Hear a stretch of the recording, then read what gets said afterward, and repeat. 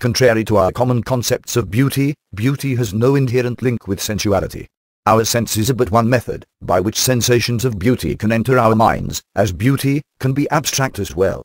To clarify, we sense beauty whenever we can treat the complexity of the sensations in our minds uniformly, and therefore we can interpret abstract concepts, such as those of mathematics, as beautiful as well. In fact, this can be one of the reasons why we enjoy meditating on abstract ideas, as arguably, when we do, in actuality, we are attempting to find new unifying orders, which in turn produce joyful sensations of beauty in our minds. Still, such abstract methods of beauty extractions demand our active involvement and effort, which some of us may prefer to avoid, while aesthetic beauty, meaning the unintelligible beauty we sense from the physical world, does not, and therefore, we are more familiar with the attributes of aesthetic beauty. Nevertheless, arguably, contrary to our common beliefs, some of the sensations, which we define as beautiful, may have little to do with beauty, as the reason we find them attractive is not because of the manner they manipulate sensations in our minds, but rather due to the effects of our cognitive delta mechanisms. For example, arguably, it is possible we believe certain people are beautiful, not because of the special aesthetic quality of their bodies, but rather because of our sexual urges, or our affliction with concepts they represent.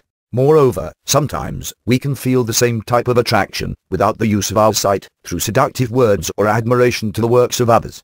None of these traits are aesthetic. While theoretically, aesthetic beauty can emerge in our consciousness, through any of our senses, because of the detailed complexity it requires, our most common acquaintance with beauty is through sight and sound. Usually, aesthetic sensations of beauty consist of varieties of details, which all share an obvious similarity, or alternatively, a collective guiding principle and logic. We can find an excellent example of this, as we watch the cascading colors of the skies at sundown. We witness the immensity of the skies, smoothly changing colors between dark blue, purple, red, and orange, and comprehend this immensity, as obeying a simple coloring principle. This sensation is different from the sensations we sense at high noon, for example, as at high noon, the sights of the world around us do not obey such ordering, but rather appear as collections of independent details. The same applies to audial harmony. Whenever we hear harmony, we hear our collection of sounds, all of which obeying a unifying property. Actually, empirical sciences affirm this. Apparently, the wavelengths of harmonics converge, suggesting this convergence may be the reason for the sense of beauty audial harmony yields. Another form of audial aesthetic beauty comes in the form of rhythm. By obeying a rhythm, sounds, which we could otherwise interpret as noise, produce distinguishable patterns, causing us to listen to the pattern, rather than to the collection of audial sources producing it. This interpretation reduces the sensational burden in our minds, and therefore, causes a temporal sense of gratification and joy, similarly to the previous forms of beauty we discussed.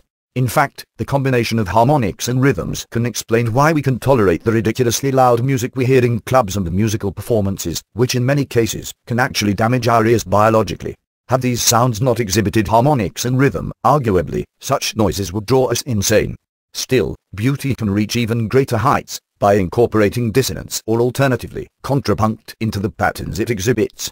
While at first, dissonance may repel us, once we comprehend that dissonance is an inherent feature of the pattern we sense, we can further increase the amount of sensational detail, which we can perceive as a unified entity, and therefore, rid our consciousness of even more sensations, over which it would have needed to meditate otherwise.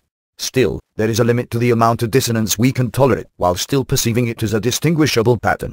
While we may still be able to distinguish patterns beyond this point, arguably, the amount of attention and concentration it may demand of us will outweigh the sense of pleasure we obtain from it, deeming this effort a nuisance, rather than pleasure. Nevertheless, the point beyond which dissonance becomes a nuisance is subjective. Moreover, it can change over time. To clarify, as our cognitive capabilities mature, the filter of our consciousness learns to evict sensations more efficiently, effectively changing the composition of the sensations we perceive as beautiful. In fact, unless our consciousness ceases to learn new instincts, this is unavoidable. While we can persistently claim otherwise, while holding on to objects we once found beautiful, again, the effects of beauty are imprinted into our neural architecture, and therefore, do not adhere to our conscious inclinations.